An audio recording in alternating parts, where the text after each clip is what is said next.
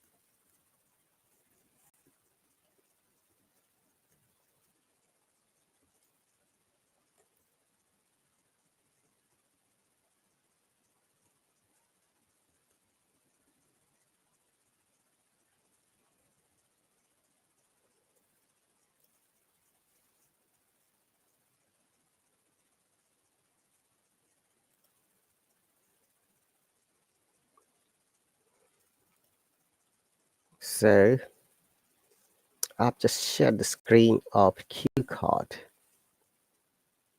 As you might be aware, IELTS exam has 4 major components or modules, like listening, reading, writing, and speaking.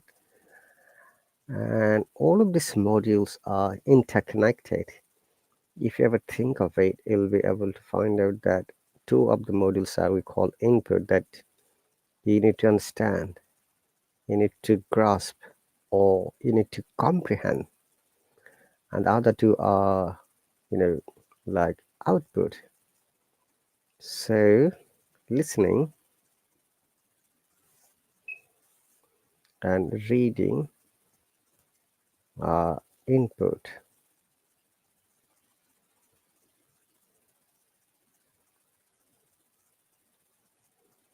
Speaking and writing are output.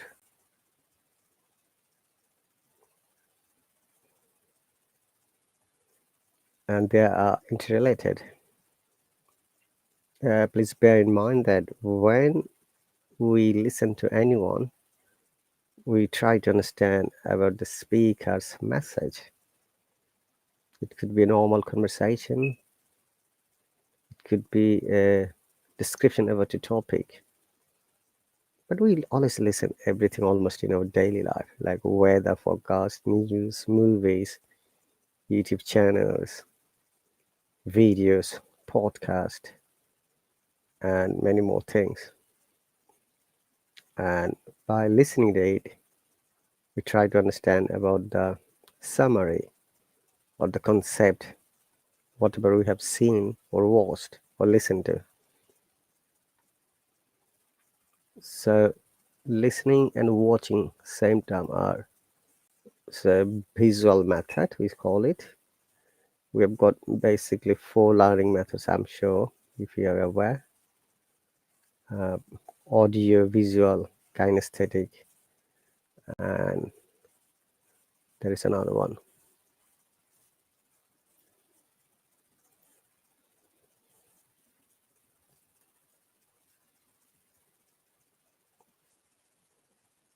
So visual, auditory, reading and writing, and kinesthetic.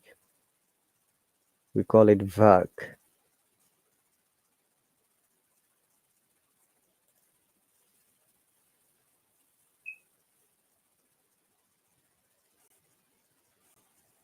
Okay.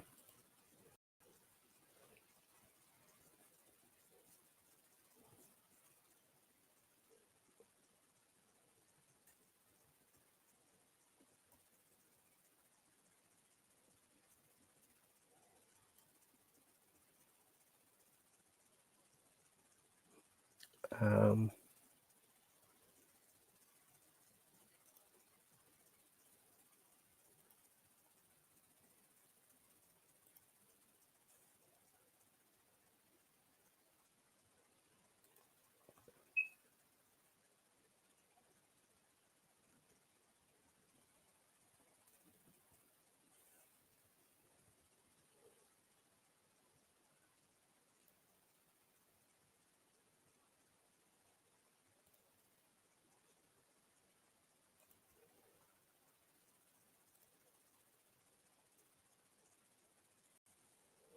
so as you know, work in shortened form, visual, auditory, reading, writing, and kinesthetic.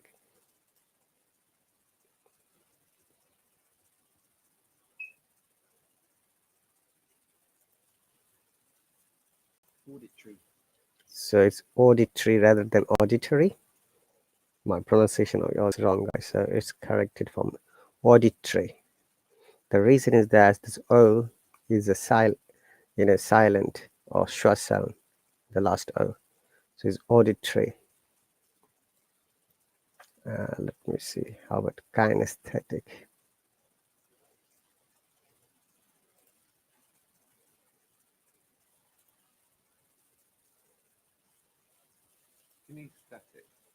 Kinesthetic. Okay. How about the spelling? Kinesthetic is a pretty American spelling in Britain.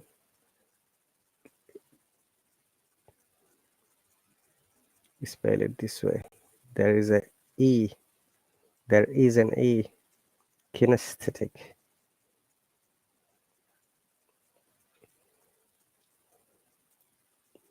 Kinesthetic. Kinesthetic. So four types of learning methods are really the part of a human life, and sometimes we need to follow all of them. So visual is those method. Visual learners are better to able to retain information when it's presented them in a graphic depiction, such as arrows, charts, diagrams, symbols, or more. And auditory is simply for the oral learners. Auditory is related to listening to the information, like it could be watching a movie simply by listening to it, or a podcast, or videos. Okay, and some learners are focused on reading and writing, and they understand from there. And kinesthetic is a like a physical active role. Okay, try with engaging all the senses during the coursework. These learners tend to work well in scientific studies due to the hands-on lab component of the course.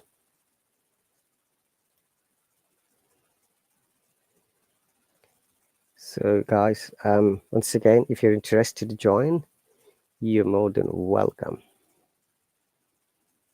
Your presence is very important. Your comments are amazing, and your motivations are really, uh, I should say, inspiring for me. Let's move on. Hi, Jess, welcome. I've just invited you.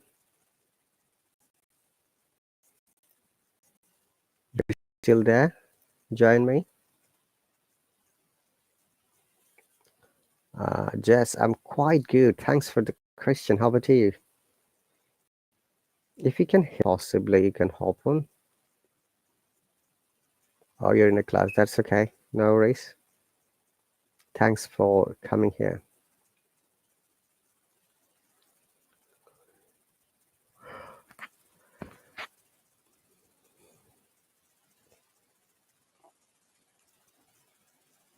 Yes, Jess, all my classes are recorded. Okay, so you can find it underneath my account on the Hallo, or you can find in my YouTube channel or Facebook ID. You know, it is saved and recorded in 3 places. So on the Hallo account, YouTube,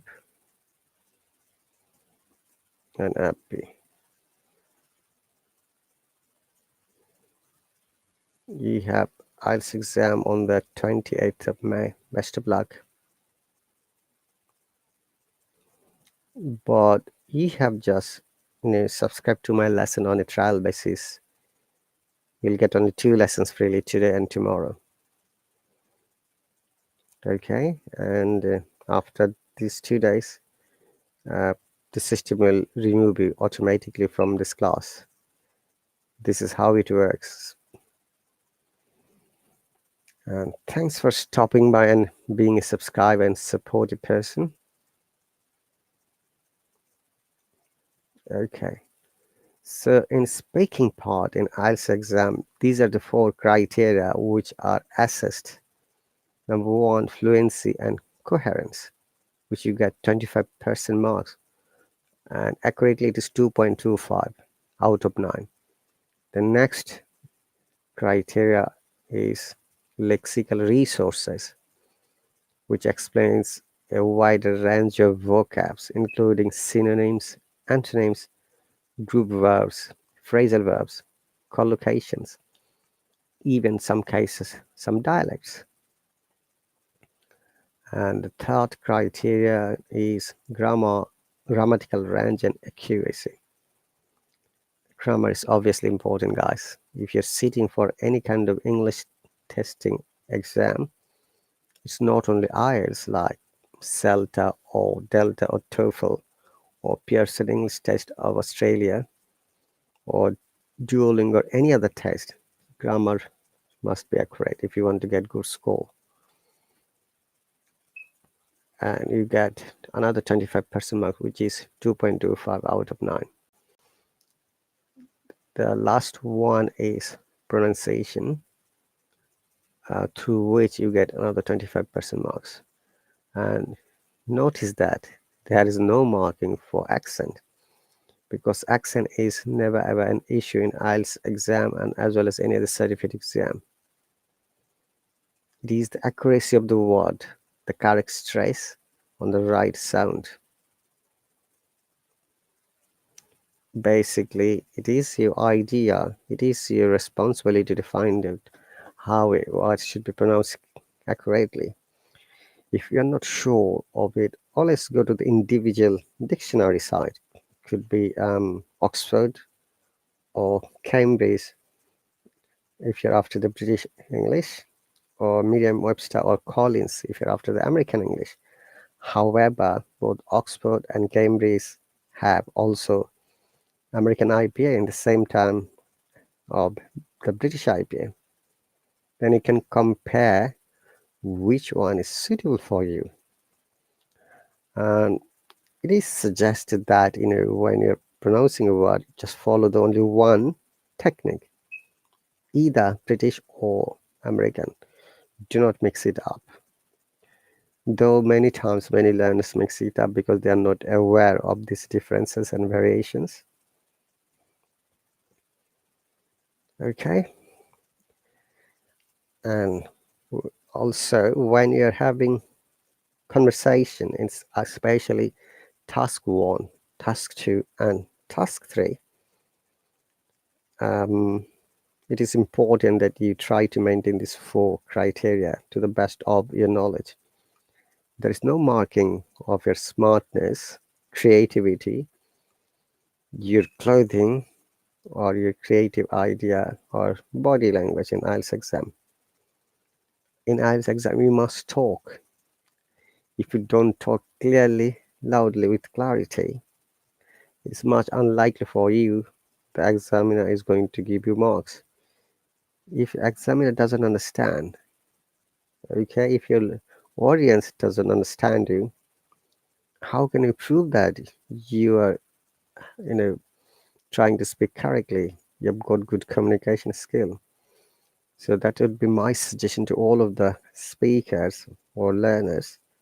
When you are having a test, it's not only the IELTS exam, even if you go to a job interview and you can't understand the question, it's much unlikely for you to respond to it properly.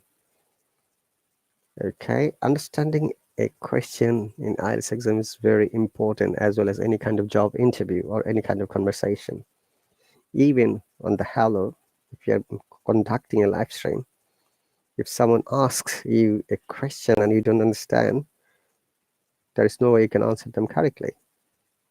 So it is always better for you to understand it clearly and properly. So let's move on. Fluency and coherence, though it has been explained many times, I'll just explain one more time, is the speed of your talking. So fluency and coherence, our first part.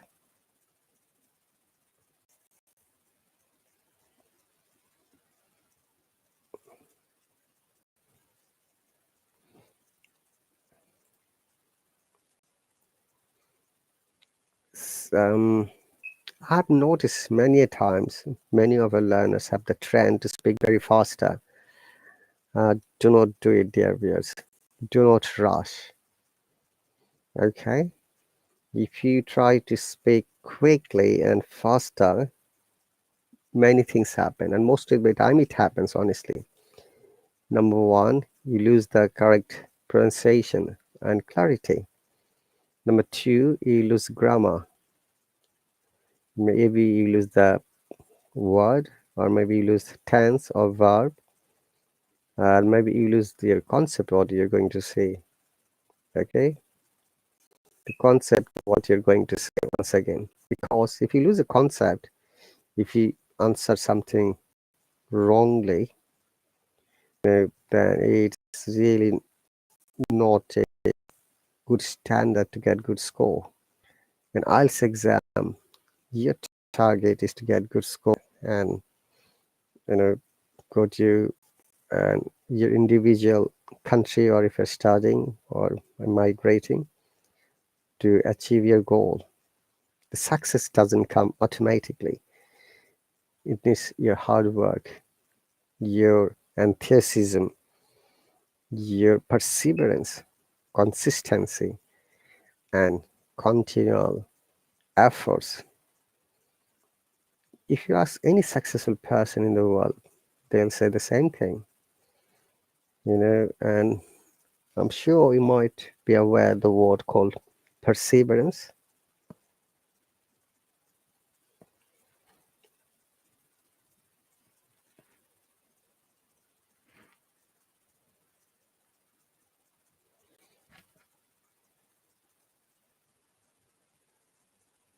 So, what do you understand by the word perseverance, guys?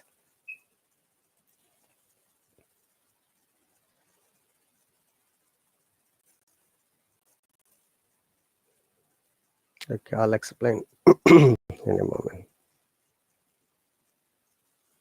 Perseverance.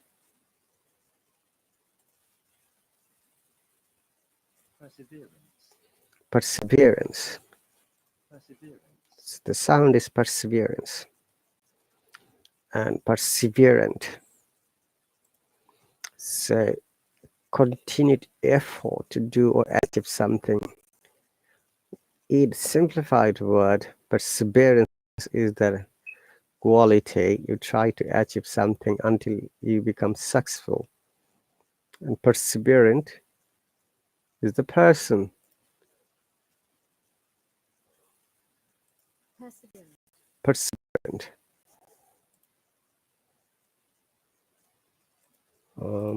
Let me show you the word.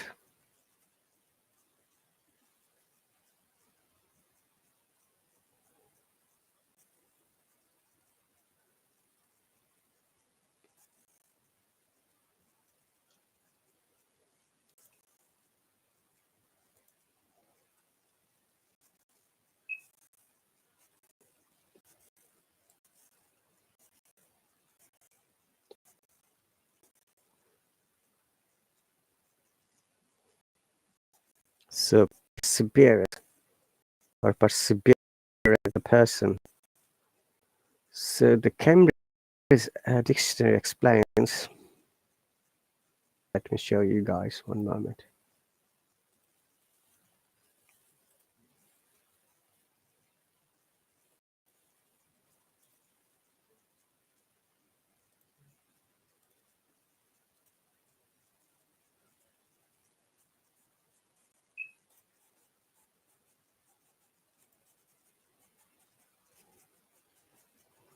You can see the word. So now, Perseverance. perseverance. So these are the phonetic symbols. Perseverance, continue effort to do or achieve something even when this is difficult or takes a long time. Look at those examples. It took a lot of patience and perseverance for both sides to reach an agreement. Over and over, they have shown perseverance in the face of adversity.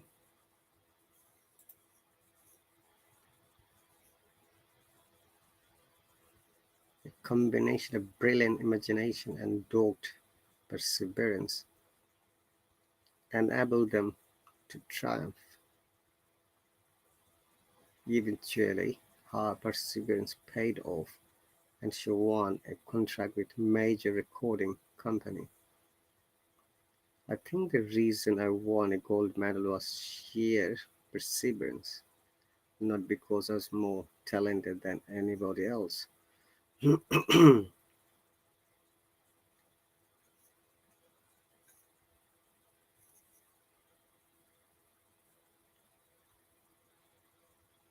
Okay, so those are the examples of the word perseverance.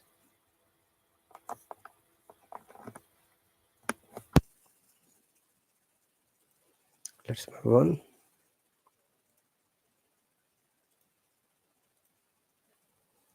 Okay.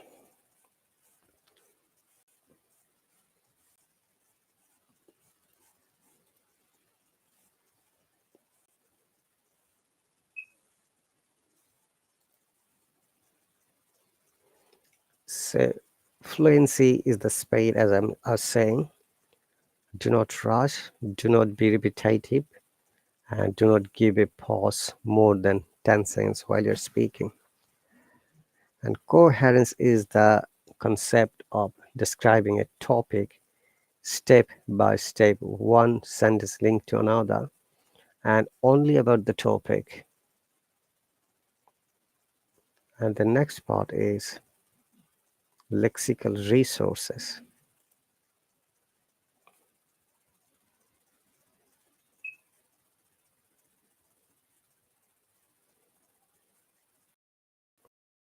Which is another 25%. So what is lexical resources? As you can see from the name, lexical means word or vocabulary, which deals with a wider range of synonyms, antonyms, group verbs, phrasal verbs, as well as sometimes you can see that some dialects are accepted in speaking part. Bear in mind that while you're having a conversation, you got to be careful about choosing a word, because most of the cases the word should have accurate content, collocation, and connotation. Okay, and very often I've seen that the concept of connotation is not clear among our learners. So content is how the word should be used accurately depending on the meaning. And collocation is a natural process through which you always use the accurate preposition or the second word. Okay, and connotation is the idea from the word, from the meaning, how it can be used accurately. So I'll give you example in a moment, guys. For example, as I said, is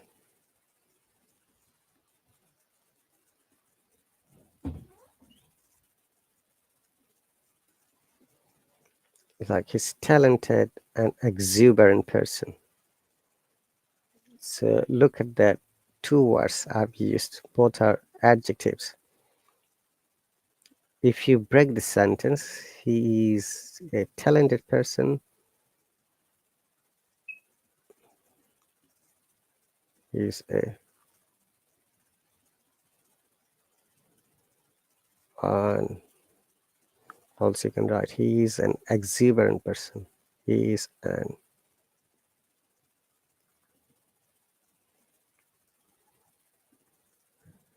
is in both of the cases, both of the sentences, we can say that it has got good quality, that means positive meaning. So why connotation is important? This is another important thing to know in IELTS exam. Do you have to use the word in correct connotation and way? I will explain in a moment, guys. Why connotation is important. So it is an essential part of a writer's choice or speaker's choice. The reason is that words carry weight and can individually and together create a certain tone for a sentence, passage, scene, or entire story.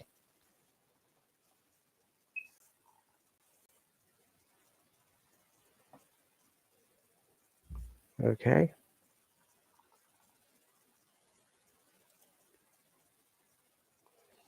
So in order to understand connotation, we need to understand the word, its meaning appropriately, and how we can create sentences. If you don't know how to use a word accurately, how to make sentences, then it will be difficult for you. Okay, so content, collocation, connotation, content, collocation, connotation, three C's. These three C's are important in your writing, also in your speaking. So once again, guys, connotation is the concept or how a word should be used correctly in a sentence. And it is important because it brings you the value, standard, and your thought of writing. And also, if you remember, it is also related to collocation as well. So what's the example of collocation? Say we use tigers roar, like ah, what about the way? We don't write tigers shout, but babies do not roar. Babies shout or babies cry. Children shout. Children make noise. Likewise, make a mistake. We don't say do a mistake. If you ever use this word do a mistake, that means you're wrong. Likewise, make a cup of tea noise. So while you are writing sentences in IELTS exam or speaking correctly, you have to be careful about choosing the words. And one of the greatest tips about IELTS exam is that try to follow the question pattern, and each question there is a tense and there is a grammar structure.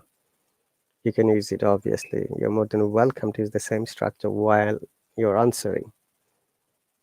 Bear in mind that it's a matter of practice.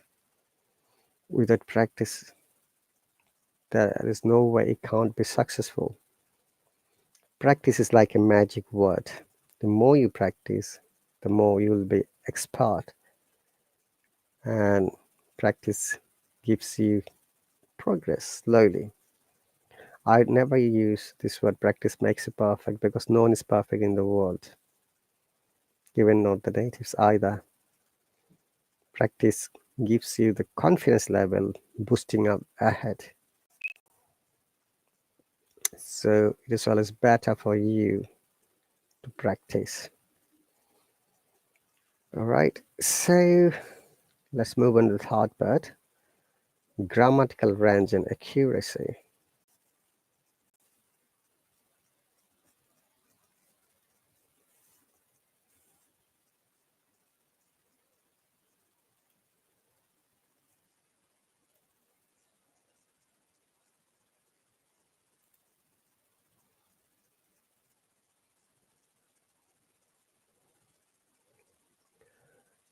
So in grammar, I always suggest to all of our learners to learn tense.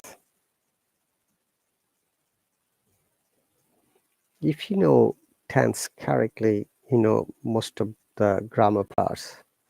I should say 80% or more, because tense is related to the many other grammar components, like the basic concept of grammar, say punctuate the first part, capitalization, whether you have to use lowercase, uppercase, and in which situation it should be used.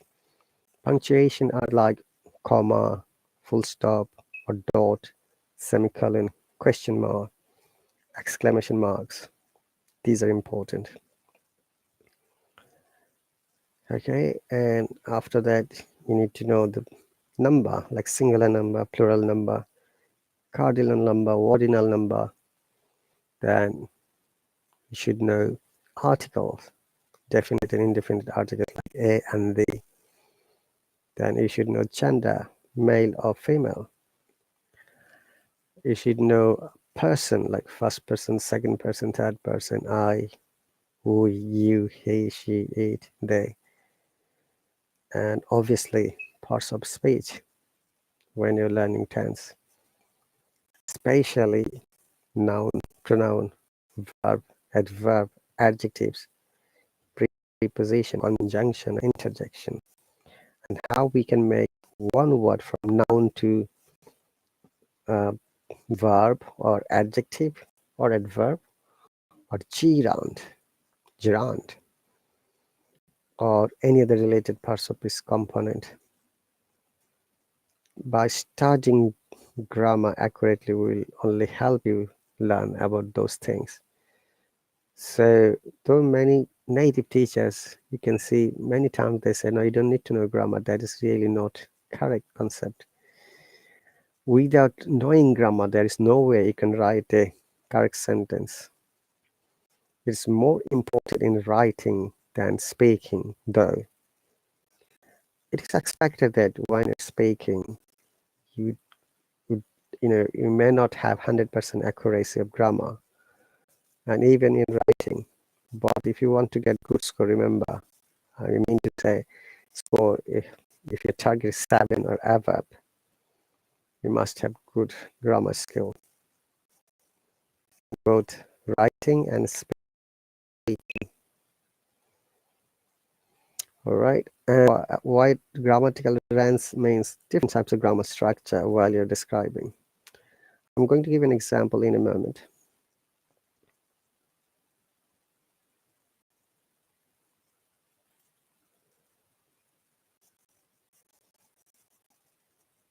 like this is the question I asked my subscribers and learners. Do you have hobbies? If so, describe them. What do you do in your free time? This is another question. Instead of saying hobbies, sometimes we ask the question differently. What do you do in your free time? Etc.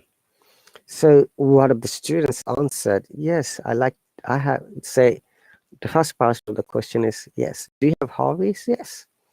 I like to take photos of nature. Sometimes I like to walk. Also, sometimes I like to make cake, going with my friends to picnic. Look at this answer.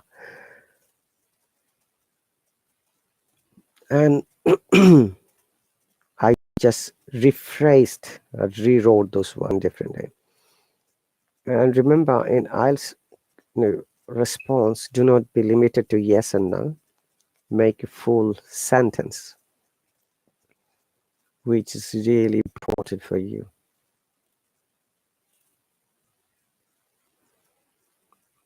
Okay.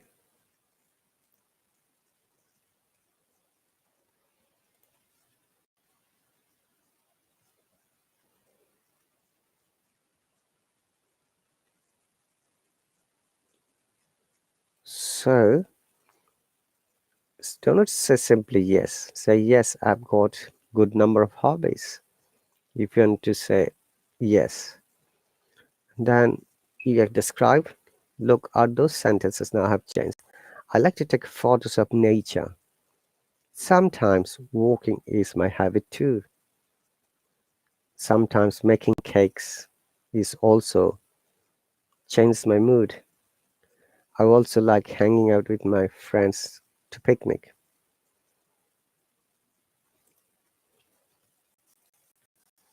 Okay, and another person said, yes, I've got a few hobbies. I like gardening, reading books, and traveling. Once again, look at this answer. I've got a few hobbies. The person didn't say yes or no. The person straight away said, I've got a few hobbies. I like gardening, reading books, and traveling. Then I had to restructure the sentence. I like gardening. I've got a few hobbies, that's fine. When I have time, I read mainly thrillers, biography, traveling. You're giving a specific answer. What kind of books do you like? Traveling is my another hobby. So if you notice these sentences, you'll be able to understand that different kinds of grammar strategies have been used. And this is an example of using different kinds of grammatical range. Okay, and that's very important. All right, so let me see. Okay, I'll explain many things here. 5 W's and 1 H. W's question, okay. So this is one of the examples, guys, for grammatical range and accuracy. The next part is pronunciation.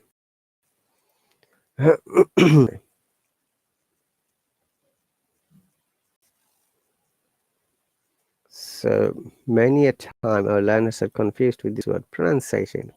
What does it mean? Is it not accent? No, it is not accent. It is actually accent is the direct reflection of pronunciation.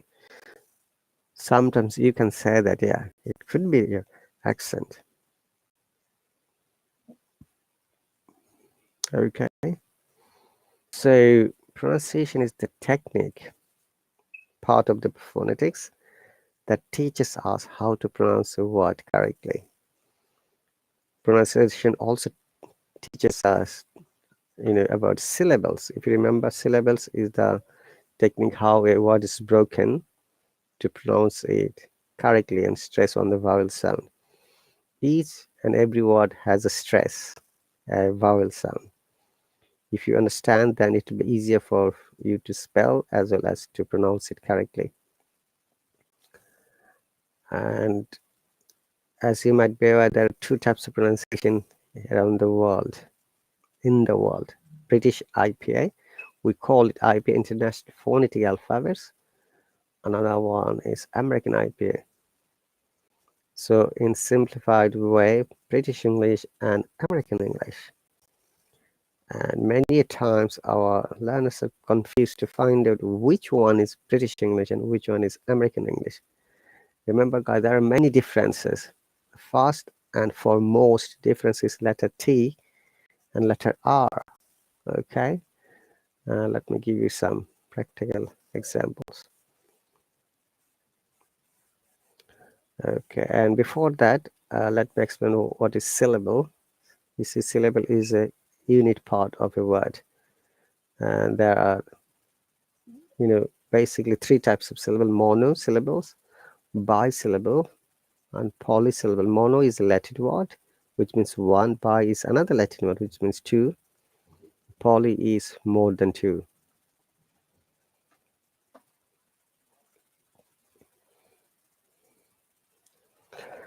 Okay. So the basic difference between the British IPA and American is letter R and letter T. So in British IPA, British English, R is not pronounced most of the cases if it is the second or third or the last word, last letter of a word.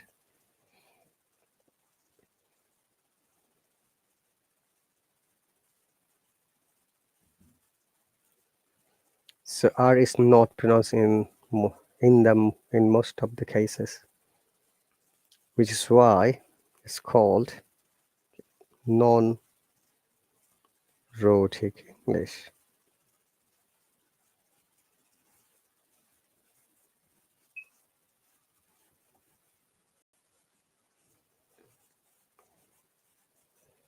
But we must pronounce R.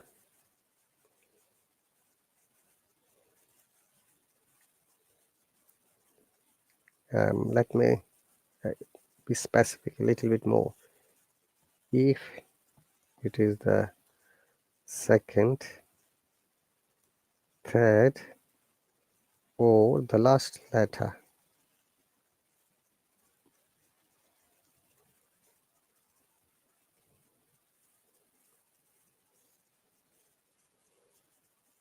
R must be pronounced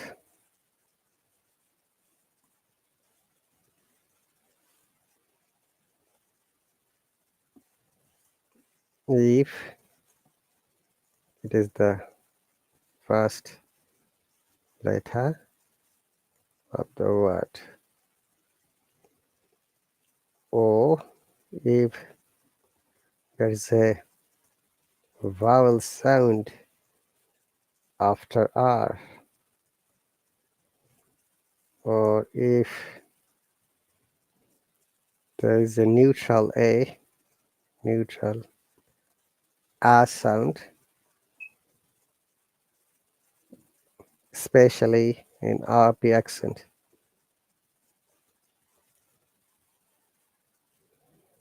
So RP accent is the receipt pronunciation, which always explains the amazing accent. In IELTS exam, all of the audio part, the RP accent is used. Even in the UK, all the public transportation like buses, trains, underground, tube relays, tram service, or DLR. Okay, there is small train, driverless train, honestly we call it sometimes. They use RP accent.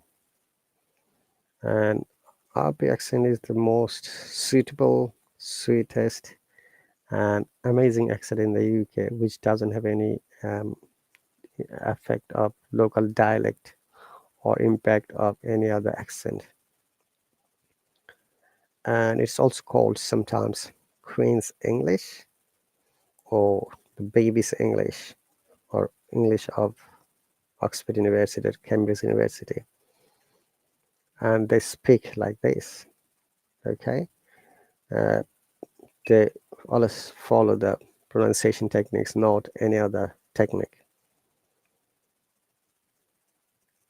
All right, so let me give some examples about differences. As you say, R must be pronounced if it is the first letter of the word, like run, roof, rain, roast, random, rose. Look at that, regular. At the beginning there is R, we must pronounce it. At the end R, we are not pronouncing regular, not regular in the British IPA. Program, now we are pronouncing R because there is vowel sound. Colorado, restaurant, reservation, trick, for example, trick, train, trooper. Look, after R, there is vowel sound. Trooper and true.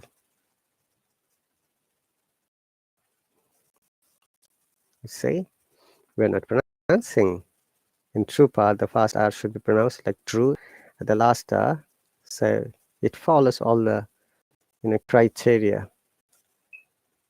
And now look at this other words where R is the last letter, like mother, sister, daughter, father. Look, in brother, after R there is vowel sound, so we're pronouncing bra, then last letter R is not pronounced.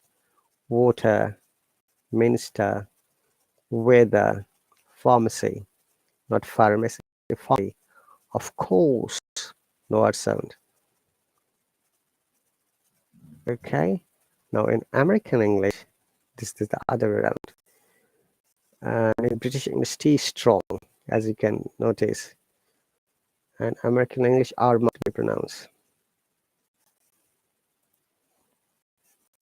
So US IPA, R must be.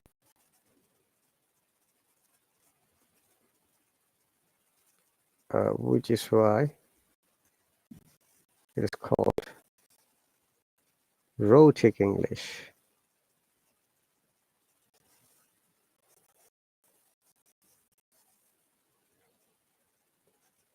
Okay, guys. And also the T sounds like flap T. The flap T is like kind of D.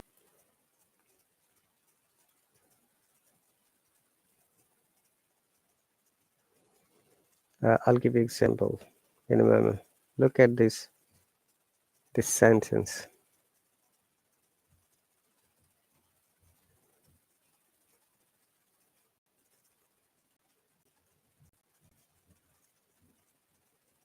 May I have a water bottle, please? You see, may I have a water bottle, please? This is British IPA. Now, if you want to say in American IPA, it should be may I have a water bottle, please.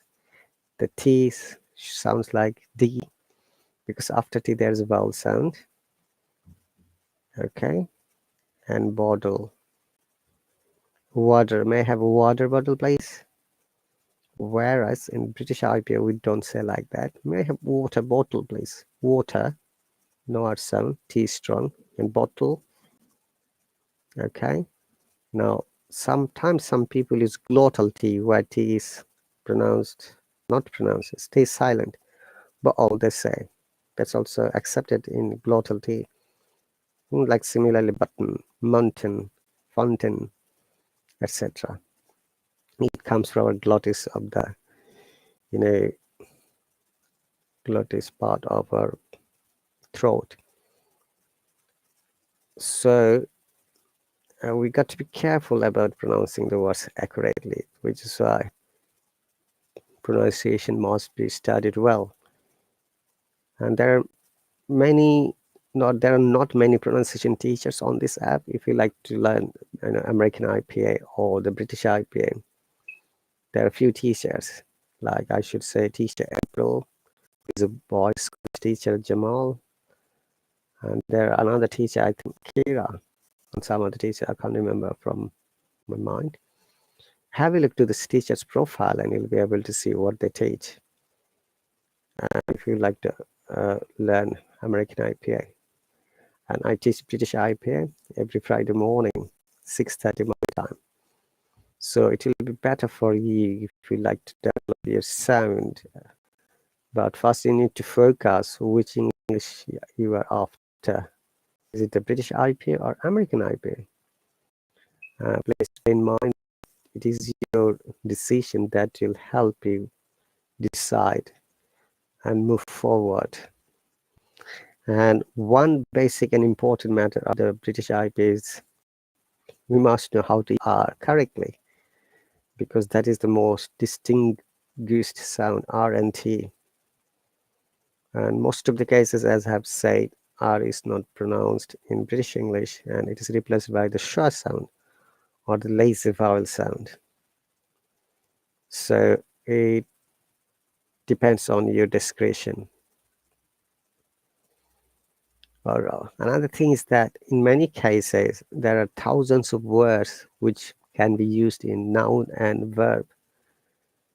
And if it is a monosyllable, the noun and verb sounds same, no difference at all. But if it is a bisyllable or polysyllable, then we got to be careful about pronouncing the words. And that's the part of pronunciation, guys. For example, I have written one word. You see, dab. Behind its noun, it's a sound. Dab is the word. When it's verb, it is o sound. Dob. And that's the past tense of dive. Dive, dob, dob. Scuba diving. And sometimes some divers go to the water or sea to search, to swim. Okay. And another monosyllable example is act. It's both verb and noun. And there is no, sound difference because it has got monosyllable. We cannot stress anywhere if it is monosyllable. Like Human Rights Act. The Human Rights Act explains how a person get their rights. Are you going to act tonight in the movie? And I'm sure you know this word actor, acting, actress. They all came from the main word act.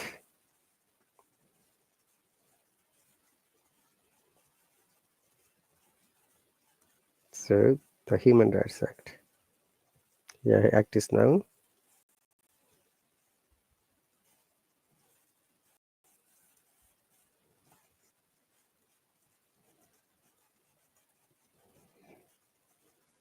Are you going to act in the movie?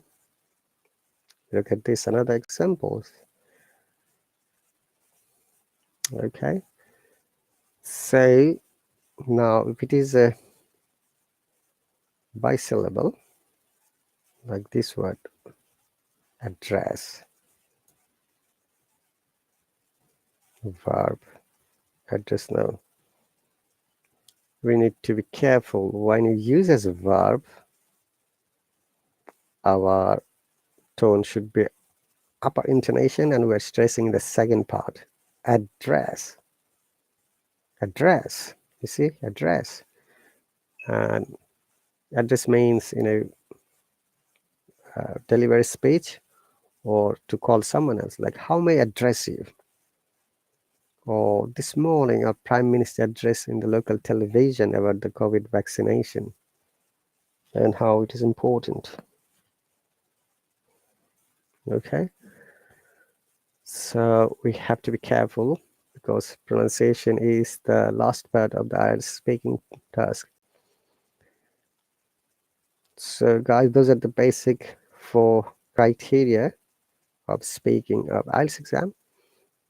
And I'm going to share another page.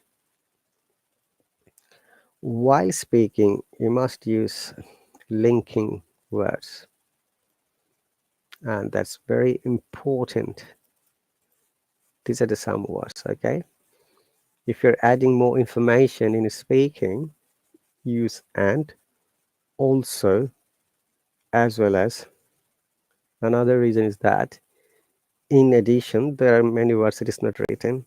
In addition, or I would like to add, furthermore, okay? These are some of the words. When we use different types of time in speaking, we use now, at the moment, at present, right now, these days, nowadays, in the past, before, then, at that time, years ago, when I was younger, when I was a child, oftentimes, many times, many a times, many things are not written here, guys. Okay, this is one of the websites I've used, and sometimes there are causes and solutions, and we use this. I guess it's because you're giving a cause. The main reason is it was caused by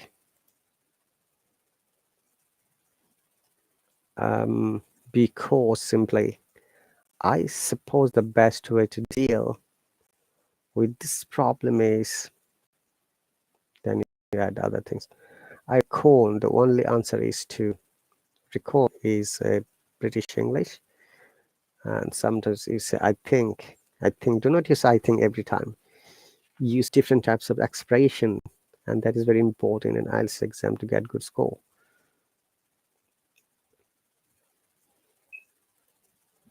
The other expressing idea is, I think one important thing is, I guess one difference is suppose the main difference between X and Y is, okay, and when you're giving examples, you can say, for example, for instance, such as, or like.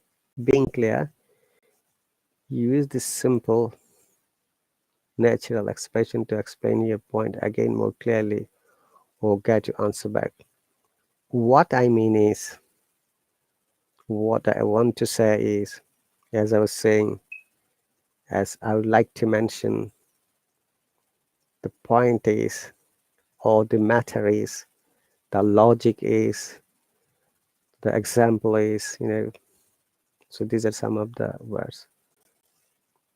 Then when you're using contrasting and concessions like but, on the other hand, in one hand, while, though, although, however, or. Hello Zokim Zono, welcome. We're going to finish a lesson soon, about 2 minutes and 30 seconds. Okay, so these are some of the words that we use. So dear viewers, we are almost at the end of this lesson today. Please remember and bear in mind that whatever you learn from any lesson, whether student or a teacher, you should practice at home. You should apply those words. If you don't use or apply, because we are humans, it is much likely for us to forget. So learn, practice, and practice more. Make a plan, focus on your learning. And if you know your weaker sides of English learning, focus on those parts first to develop it. As I've mentioned, the 4 parts: listening, reading, writing, and speaking. I'm sure you must be good at some of them. So maintain a small diary, write notes, and write those important information which is really helpful for you. Remember that the best British teacher or American teacher can give you lessons, but you at the end of the day have to practice.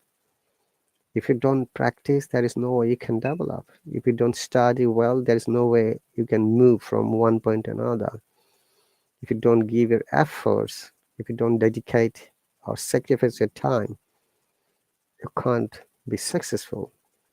You must be enthusiastic, you must be hard worker, you must have full of exuberance to move forward for your improvement, to achieve your success. Thank you very much, guys, for watching my live stream silently. I know that you want to make comments because of the Hello policy, so possibly you might be able to subscribe with free lesson, or possibly you might be able to subscribe with the money. Okay, and I'm sure that you can learn a lot of things. Thank you very much, guys. You take care. I will see you when I see you. Bye. Okay, and thank you very much once again, Jess, who was watching silently, and all of my other subscribers who couldn't join. This is recorded underneath my account in Facebook, YouTube, and Hello. Bye.